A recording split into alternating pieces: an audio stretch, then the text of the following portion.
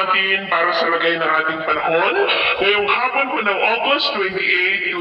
2024 na kung saan sa ngayon ay patuloy pa rin nakapagat ang weather system na umiiral po dito sa ating bansa na patuloy pa rin na nakahatak ng malakas na bagyong si Xianshan na nananatili pa rin dyan po sa may southern part ng Japan at sa ating pong long range forecast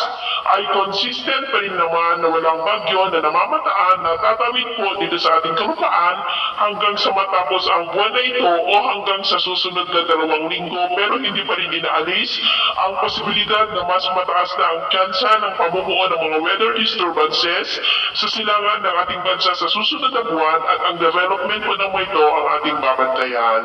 At sa lagay ng ating panahon ngayong hapon dahil sa habagat at mga localized thunderstorm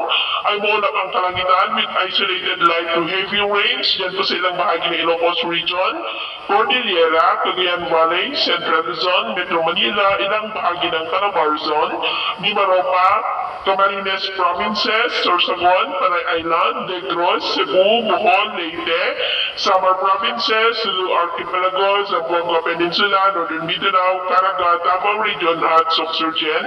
na posibleng magtuloy-tuloy ang mga isolated light to heavy rains sa ilang bahagi ng ating bansa hanggang mamayang gabi, lalo na po dito sa ilang bahagi ng Northern Luzon, ilang bahagi ng Central Luzon, kasama po Metro Manila, Cavite, Mimaropa, ilang bahagi ng Mindanao at ilang bahagi lamang ng Kabisayaan, kaya mag-ingat pa rin po tayo sa posibleng banta pa rin ng mga pagbaha at pagguho ng lupa. Kasi naman po mga baybayin, wala naman po tayong nakatas na ng mga gale warning signals, pero iba yung pag-iingat lamang po kung papalaot tayo para po mas makaiwas sa mga sakunang